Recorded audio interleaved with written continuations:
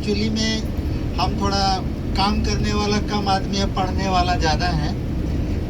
तो हम थ्योरी में ज़्यादा विश्वास करते हैं, प्रैक्टिकल में कम करते हैं, जिसके कारण यहाँ तक है।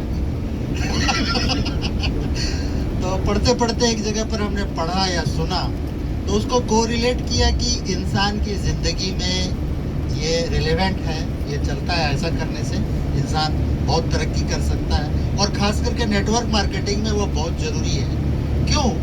होता क्या है कि जितने लोग अभी हम लोग TSIP जा रहे हैं या जो भी है, आज जिसको भी हम ज्वाइन करवाते हैं, प्लान दिखाते हैं, उसको बोलते हैं गाड़ी होगा, घोड़ा होगा, बट जो अल्टीमेट है, अंतिम चीज़ क्या है कि उसका कंज्यूमर होगा, उसका मेंबर होगा, तभी वो आगे बढ़ पाएगा, अकेला तो बढ़ नहीं पाएगा। और कंज्यूमर नहीं बनता है, मेंबर लोग नहीं बनते हैं, उसके पीछे बहुत सारे कारण हैं, लेकिन एक बहुत बड़ा कारण है, और वो कारण है हमारा ईगो, हमारा अहंकार। हम किसी भी जगह पर हैं तो हम अहंकार में रहते हैं, और हमारा अहंकार जितना बड़ा होता है उससे ज़्यादा बड़ा सामने वाले का अहंकार होता है। कोई 20 बरस से, मान लीजिए कि बंदर भालू चाय पी रहा है, वो तबला दुखी चाय, वो आपका ज्ञानू जी क्यों, ऋषि ज्ञानू क्यों पिएगा? उसके लिए तो वो बड़ा चाहिए। आप अपना अहंकार बड़ा करते हैं। उसी को रोशन को एक कहानी हमने पढ़ी थी कि बौने को धोती में रखो, बांधो।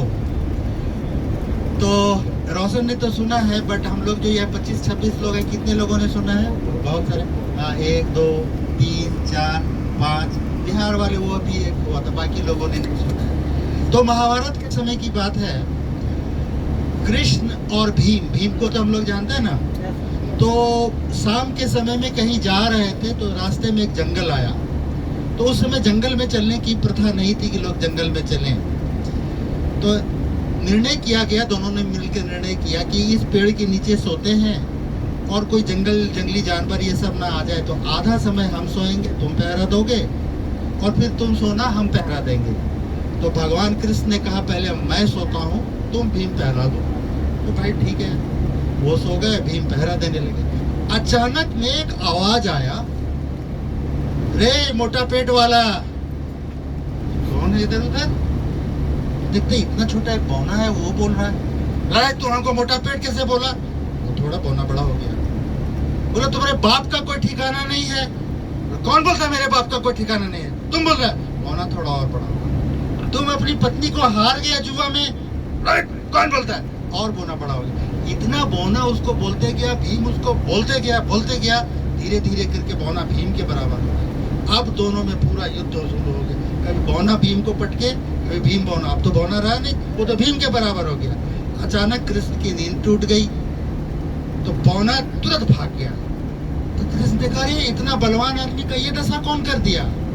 बोला मत पूछिए भगवान कौन किया, हमको सोने दीजिए, सवेरे पूछिएगा। तो ठीक है, सो जाइए। भीम सो गए, कृष्ण पहरा देने लगे। फिर आवाज सुनाई पड़ा, रे भगौड़ा। देखा रे बौना है। फिर आ गया, बोला हाँ आप कौन? हाँ हम तो भगौड़ा हैं, हम यहाँ से तो वहाँ गए, द्वारका गए। रे तुम्हारे बाप का भी तो ठिकाना था, माए का दो माए रखा हुआ। नहीं, एक माए जन्म दिया है, एक माए पाला है, ऐसा कर।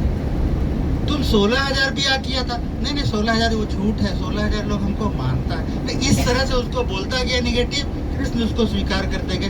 धीरे धीरे इतना बड़ा बौना इतना बड़ा हो गया, और कृष्ण उसको उठा के धोती में बांध लिए। सवेरा हुआ, भीम का नींद खुला, तो पूछे कृष्ण, कह रहे क्या हुआ था बताइए?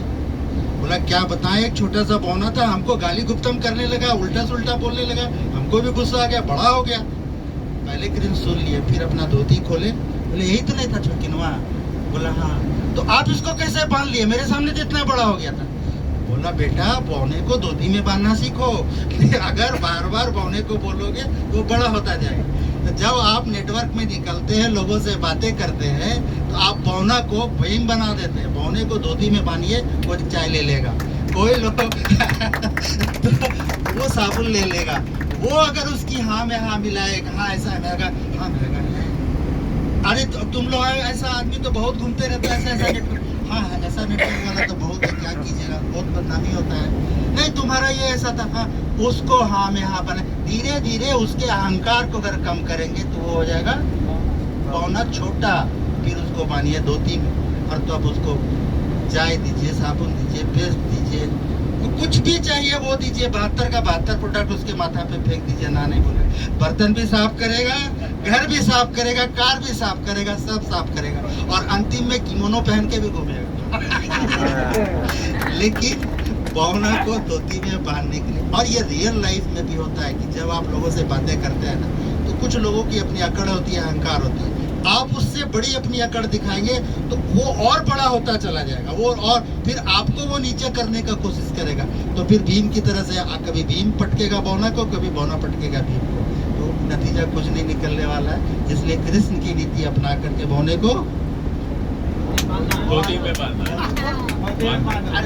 भावने को बोलिए सर, धोती में धोती में बांधना है। भावने को धोती में बांधो। यही ये रोशन बोला था, नया कहानी था, तो अभी TSIP में हमने इसको अच्छा। और दूसरी चीज ये है कि अब क्योंकि